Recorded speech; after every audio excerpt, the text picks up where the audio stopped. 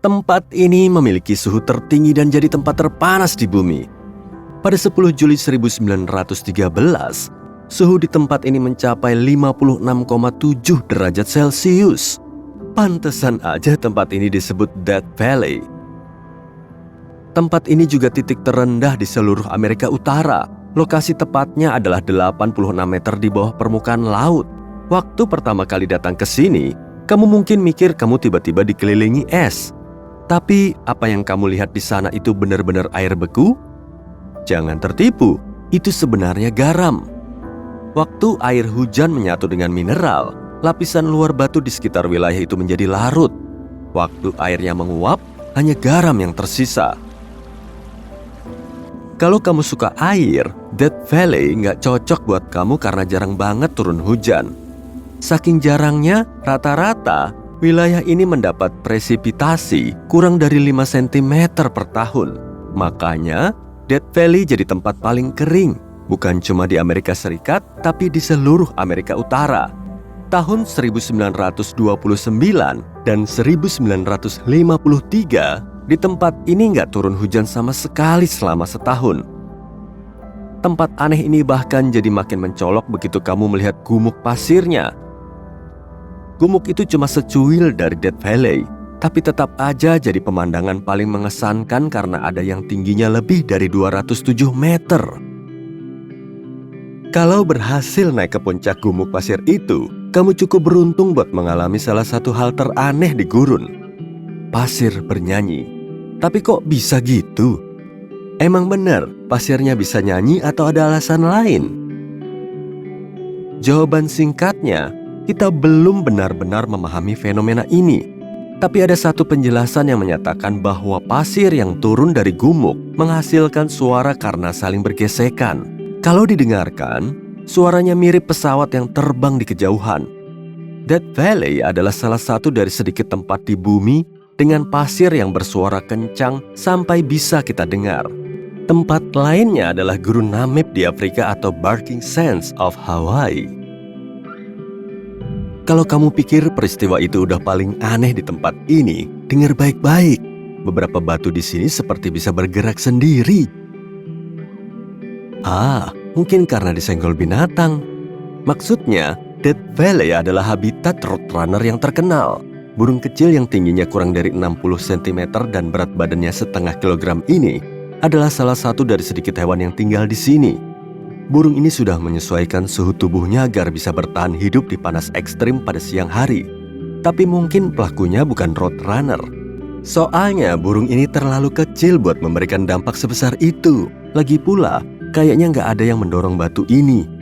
Soalnya, jejak yang ditinggalkannya terlalu jelas.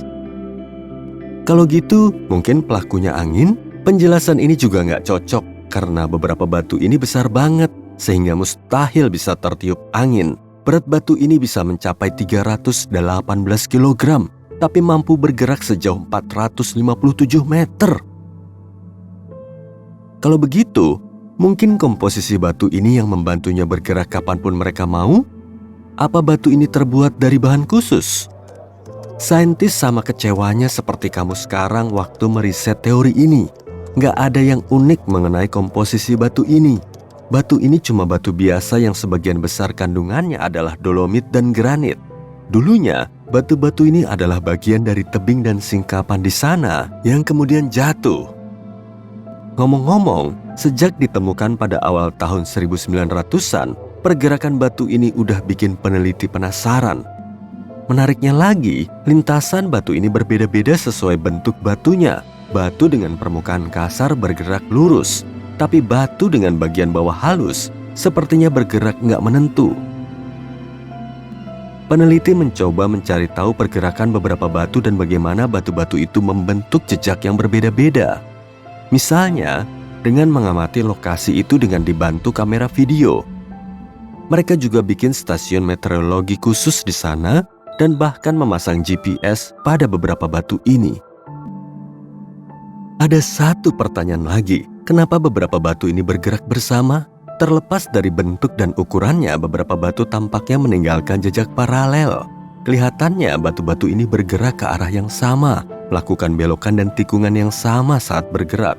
batu ini nggak akan pergi ke pesta yang sama kan?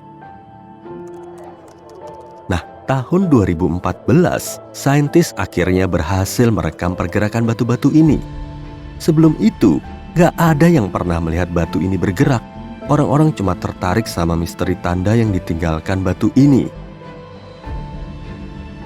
Dengan bantuan fotografi time-lapse, artinya memfoto frame yang sama selama beberapa waktu, lalu memutarnya kembali seperti film. Saintis akhirnya tahu penyebab batu-batu ini bergerak. Jadi gimana? Apa benar ada hubungannya dengan hewan atau angin? Atau kekuatan misterius yang mendorong batu ini di tempat kosong itu? Jawabannya nggak sesimpel yang kamu bayangkan. Penyebabnya adalah kombinasi curah hujan, perubahan suhu yang cepat, dan sedikit angin. Sederhananya, waktu hujan turun di valley, tempat itu kadang membeku, dan seluruh valley mulai terlihat seperti gelanggang seluncur es raksasa. Beberapa batu ini terjebak di es itu juga. Begitu suhunya naik dan esnya mencair, bagian dari lapisan es itu mulai bergerak pelan dan menyeret batu-batu ini. Makanya, batu ini bergerak dan meninggalkan jejak itu. Karena permukaan di bawah batu semakin berlumpur gara-gara hujan, batu ini semakin gampang bergerak bersama lapisan es itu.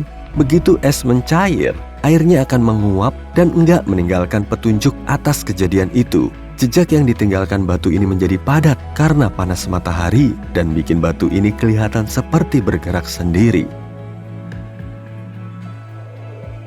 Yang membuat saintis kesulitan memecahkan misteri ini adalah karena lapisan es yang membantu batu ini bergerak tipis banget.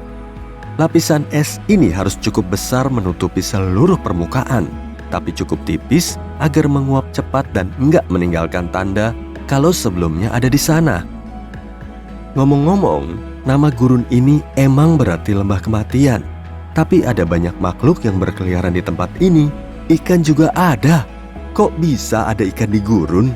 Emang aneh sih, tapi ada 6 spesies ikan yang bisa bertahan di sana, meskipun airnya asin dan kondisinya ekstrim. Salah satu spesies ikan itu adalah Devil's Hole Pupfish. Ikan ini cuma hidup di sana, di air yang suhunya bisa mencapai 34 derajat Celcius. Karena suhu dan konsentrasi oksigen di sana, nggak ada lagi spesies ikan yang bisa bertahan.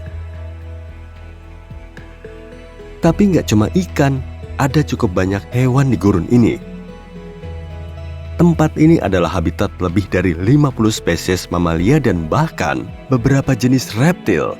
Kamu bakal nemu hewan kayak coyote, rubah-kit, bobcat, dan singa gunung. Kamu juga bisa nemu hewan-hewan kecil di sini, misalnya kelinci, tupai, kelelawar, kura-kura, dan tikus.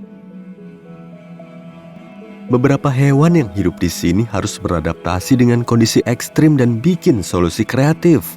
Misalnya Jack Rabbit. Hewan ini menggunakan telinga besarnya buat membantunya tetap sejuk saat cuaca panas menyengat. Tikus kanguru juga punya trik rahasia yang unik. Mereka bisa bertahan tanpa air sama sekali. Gimana caranya? Mereka bisa dapat air yang diperlukan dari makanan yang mereka makan. Makhluk lain seperti kura-kura menggunakan hibernasi. Selama 9 bulan setiap tahun, mereka beristirahat buat melindungi diri dari kondisi gurun yang ekstrim.